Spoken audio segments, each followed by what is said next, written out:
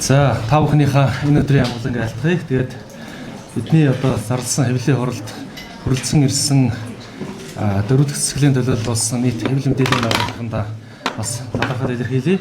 За, Монголын өмгөөлөгчдийн холбоо хүний эрх хэрэгчлөөг хамгаалах, нийгэмд шударга ёсыг тогтоох энэ үйлсэд одоо хүчин зүтгэж байдаг нийт 2300 орчим өмгөөлөгчдийг нэгтгэсэн. За, нийгэмд шударга ёсыг тогтоох үйлсэд гар бие оролцож байгаа ийм одоо байгууллага байгаа.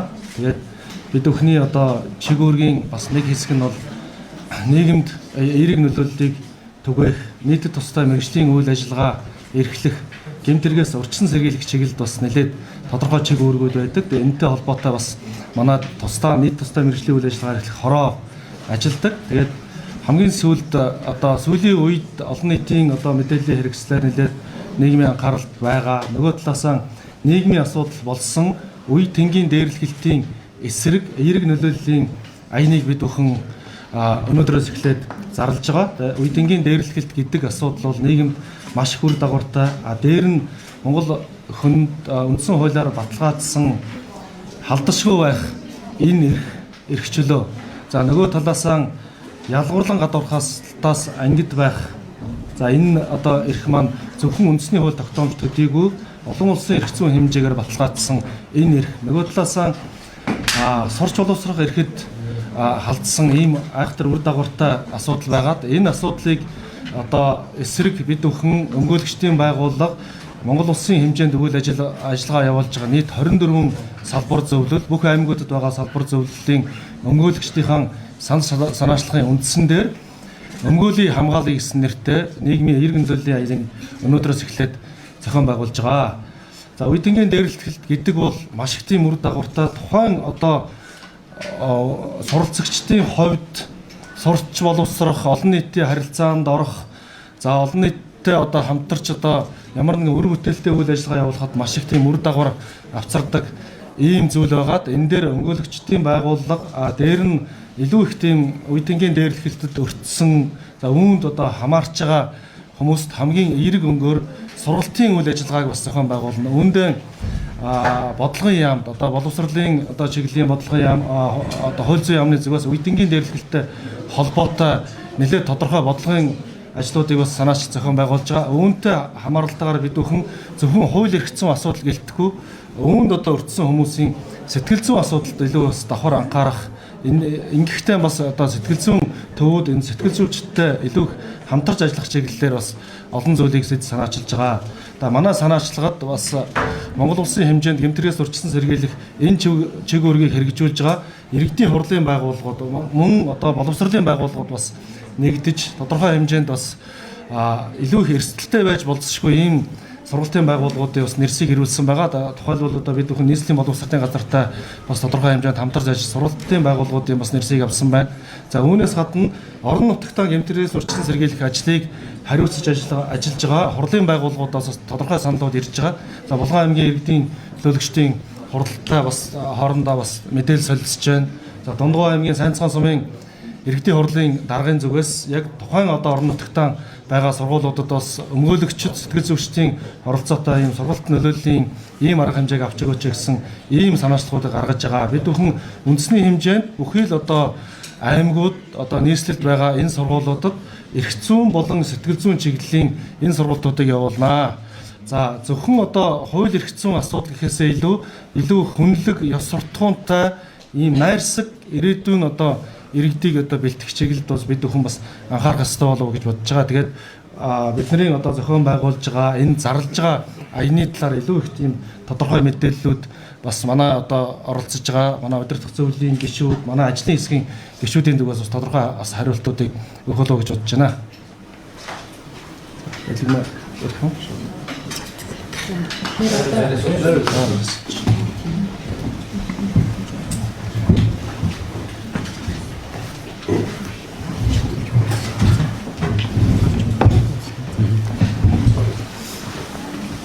За, бид бүгдийн явуулж байгаа аяны хүрээ юунаас хүлээж шалтгаалсан бэ гэхээр мэдээж нийгмийн зочроосон энэ үйлдэлүүдээс шалтгаалсан. Тэгэхээр бид нар яг өсвөр насны хүүхэд гэдэг ямар онцлогтой вэ? Тэдэнтэй ямар харилцаатай байх ёстой вэ гэдэг талаас нь өсвөр насны буюу одоо 30 орчим сургуулийн дунд ангийн хүүхдүүд дээр энэ сургалтыг зохион байгуулж байгаа. Ингэхдээ тэр өсвөр насны хүүхдүүдийн зөвхөн дээрлэхэлтэнд өртсөн гэхээсээ илүү дээрлэхэлтийг нь хийгээд байгаа гэж цоллогдоод нэрлэгдээд байгаа тэр хүүхдүүдтэй ч гэсэн бас ажиллах ёстой. Тэгээд тэр хүүхдүүдийн хувьд бол сэтгэл зүйн хувьд хамгийн их хайр дутагдсан асуудалтай тийм хүүхдүүд байдаг учраас ямар нэг байдлаар дээрлүүлсэн гэсэн хүүхдүүдийн ялгамжтайгаар энэ сургалтыг орохгүй юм аа. Үүнээс гадна сургуулийн орчинд болон багш эцэгчүүд нийгмийн гэсэн юм гурвалсан харилцаа байж энэ бол илүү үр дүнтэй болох ажил байгаа. Тийм учраас сургуулийн нийгмийн ажилтан болон багш нартай бас энэ сургалтыг хийх ёстой. Бид тэр талаар нь давхар ажиллаж байгаа. Өмгөөлөгч нар сургалт зохион байгуулна гэхээр бас гайхаж магадгүй. Гэхдээ өмгөөлөгч нарыг бол өсвөр насны хүүхдүүдтэй харилцаан дээр нь өсвөр насны хүүхдийн онцлогийг нь бид нар бас сэтгэл зүйн талаас нь өмгөөлөгч нартайгаа сургана. Одоо ингээд 80 гаруй өмгөөлөгч нар 30 гаруй сургуулиуд дээр ажиллах учраас өмгөөлөгч нарын сэтгэл зүйн талаас нь өөрсдийг нь бас бэлтгэх ажлуудыг хийгдэж байгаа. Бэлтгэл ажил бол ерөнхийдөө хийгдсэн гэж үзэж байна. Салхи. Токиос яхаа түрүү хэлчихсэн.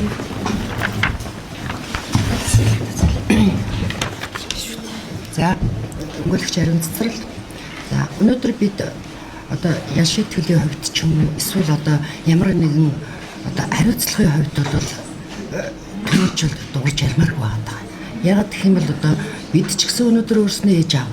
Тийм учраас нийгэмд энэ зочроогаад байгаа нийгэмд хамгийн одоо нэн тэргуунд бидэнд хэрэгтэй байгаад байгаа энэ үеийн дээрлэхэл гэдэг асуудал дээр тэр дээрлэхүүлчихэд байгаа хүүхдүүдийн сэтгэл зүйг засах дээрлэхэлд үлдээд байгаа хүүхдүүдийн сэтгэл зүйг засах энэ асуудал дээр одоо 2026 оны 4-р сарын 23-ны өдөр одоо тухайн орон нутгийн одоо аймаг орон нутгуудын одоо Улаанбаатар хотын бүх одоо төрийн болон одоо хувийн байгууллагууд ам гэмтэргээс урьдчилан сэргийлэх одоо төв хэлцүүд одоо ингэж нэгдсэн журмаар ингээд яг тухайн өдрөө одоо хичээл сургалтуудыг орно.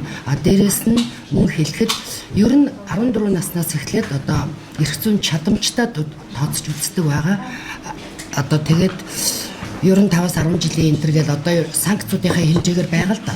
Бусад улсуудад бол ерөнхийд нь яг энэ өсвөр насны дээрлэхэлтэй холбоотойгоор ингэж одоо хуульд тусгаалan зааж өгсөн байдаг боловч манайхандаа бол ерөнхийд нь одоо гэмтлийн зэргээс шалтгаалаад одоо тэгээд нийгэмд учруулж байгаа хор уршигаас нь шалтгаалаад ингээд бас ял шийтгэдүүд бол ялгамжтай байгаа.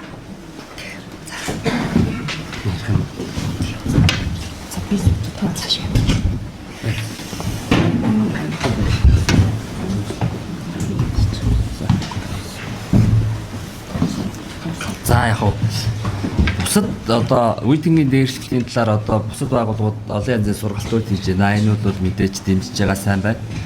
Манай өмгөөлөгчтэй холбооноос энэ өмгөөлөгчдөр явуулж байгаа сургалт нь юугаар онцлог юм бэ гэхээр хамгийн гол нь өмгөөлөгч нар маань өөрөө эрүүгийн болон зөрчлийн хэрэг хэн шийдвэрлэх ажиллагаанд хамгийн гол субъект байдаг. Яг энэ шүүхийн практик дээр яг ажиллаж байгаа. Тэгэхээр сурагчдад одоо сургалт явуулахдаа яг тулгамдсан асуудал нь юу байгаа юм бэ гэдгийг нь бол маш оновчтойгоор хөндөж за сургалт явуулах энүүгээр бол онцлог байна гэсэн үг.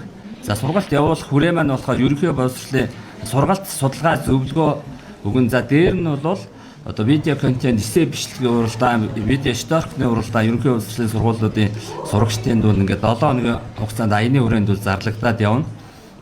За энүүгээр бол онцлогтой байгаа. Тэгээ асуух зүйлээ бас асууж болно.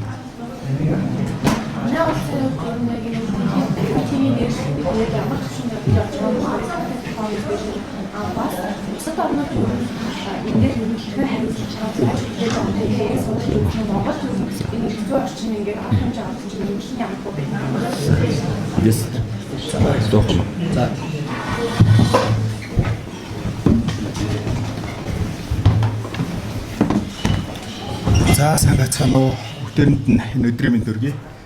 Монголын өмгөөлөгчтэй холбооны өдөрт зөвлөлийн гишүүн Бэлгүн. За таны асуултанд хариулъя. За олон улсын судалгааны байгууллагуудын хувьд бол одоо нийт хүн амын 45% нь буюу 10-аас 24 насныхан одоо манай улсад бол эзэлж байна.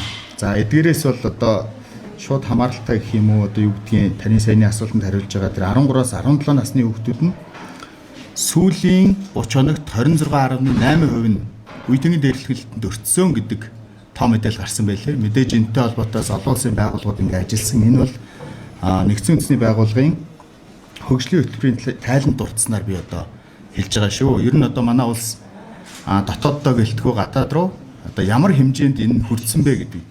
Таны асуултанд хариулахад 13-аас 17 насныхан 26.8% нь сүүлийн 30 хоногт ямарваа нэгэн байдлаар үе тэнгийн дээрлэхэнд өртсөн гэдэг ийм судалгаа гарсан байлээ.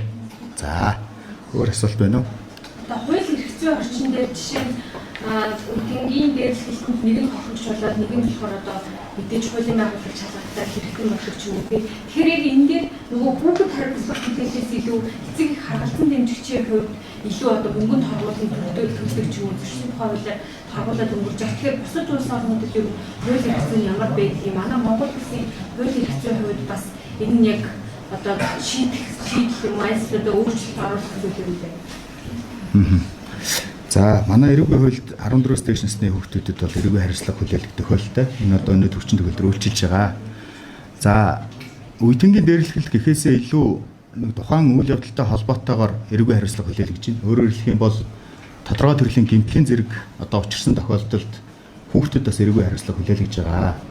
За 16-аас дээш насны хүүхдүүд одоо нэгэндээ хүнд гэмтэл учрууллаа гэдэг чинь 5-аас 12 жил хүртэл хугацаагаар хорих халдаа гэмтрэг үйлдчихлээ гэсэн үг. За эцэг харгалзан дэмжигч нарын тухайд юу явж ийн гэхээр хохирол төлбөртэй холбоотой асуудал нэг эрүүг уул засны хоёр төрлийн хохирол төлбөрийн асуудал байгаа. За манай улсын тухайд сэтгэгтэд учирсан хохирлыг бол одоо хууль зааснаар тооцож төлөвлөдөг болсон. Нэмэх нь одоо бүгд л одоо амьдрал практик дээр бас мэдчихэл байгаа тий тодорхой төрлийн хэмжээний зардлууд тий энэ зэргийг бол одоо мэдээж эцэг харгалзан дэмжигч нар нь гаргаж байгаа. За манай улсын тухайд одоо энэ нөхцөл байдал үүссэнтэй холбоотой үе тэнгийн дээрлэхэлтийг бол одоо хуульчилъя гэдэг асуудал яригдчих шиг байна. Гэхдээ яг өнөөдрийн тухайд бол одоо үе тэнгийн дээрлэхэлтийг хуульчилсан, үе тэнгийн дээрлэхэлт гэдгээр нь яг тусгаалan эрүүгийн хариуцлага ч юм уу зөрчлийн хариуцлага хүлээлгэж байгаа хууль бол байхгүй байгаа. За тэгэхээр энэ үе тэнгийн дээрлэхэлт сургуулийн орчинд ч юм уу мэдэгдэхгүй байгаа тохиолдлууд бол нэлээд олон байна шүү дээ. Тэгэхээр яг одоо тийм гэмт хэрэг зөрчил одоо бүртгэгдсэн тохиолдолд сургууль жишээ нь одоо ямар нэгэн байдлаар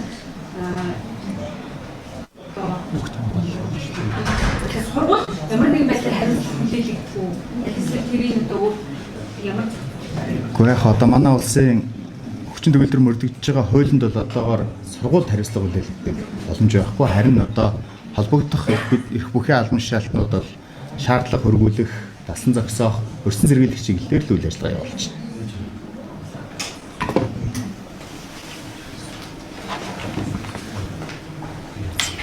Өөр асуулт байна. За, өөр асуулт байна уу? За, тэгвэл холбооны ерөнхийлөгч.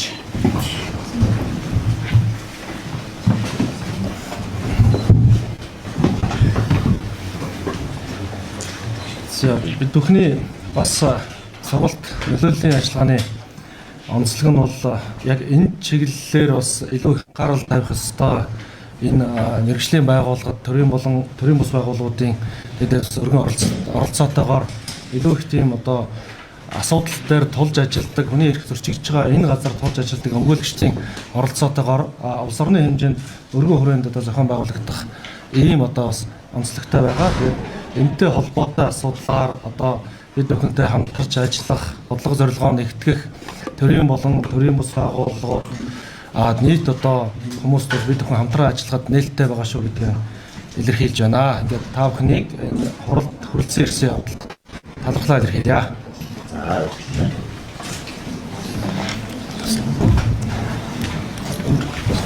За.